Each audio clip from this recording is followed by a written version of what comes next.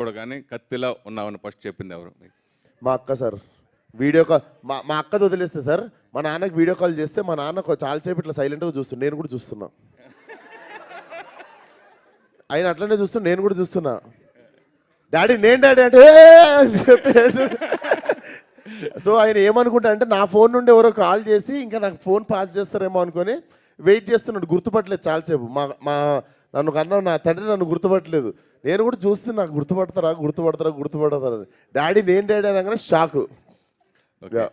తర్వాత మెయిన్ కోడలు అనుకొని ఉంటాడు ఆయన. సాహు గారు సార్, చిరంజీవి గారి సినిమా ఎప్పుడు ఏంటి, దాని ఎలా ఉండబోతుంది సార్? అది టైం వచ్చినప్పుడు మాట్లాడదాం సార్. అది ఇందాక అనిల్ కూడా అడిగినట్టున్నారు మీరు. అది దానికి ఆన్సర్ రావాలంటే మాకు కొంచెం టైం కావాలి సార్. నెక్స్ట్ మీదేనా? అంటే చాలా సినిమాలు వినిపిస్తున్నాయి చిరంజీవి గారికి. అఫీషియల్గా చిరంజీవి గారే చెప్తారు కదా సార్. కొంచెం టైం ఇవ్వండి ప్లీజ్. ఓకే. సాహు గారు, నిజంగా ఒక వరుస సక్సెస్లు వచ్చినా కానీ చేసిన చాలా తక్కువ సినిమాలు.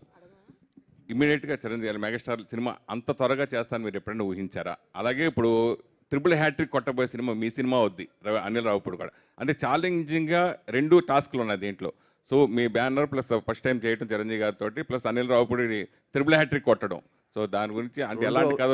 2 అవుతాయి సార్. ఆ సినిమా ఇప్పుడే చెప్తున్నా, బ్లాక్ బస్టర్ సినిమా, రాసి పెట్టుకోండి. ఓకే. విశ్వాక్, సక్సెస్ ఫెయిల్యూర్ ఎవరికి అతీతం కాదు. ఇందాక మీరు చెప్పారు షెడ్కి పంపించేశారు కదా.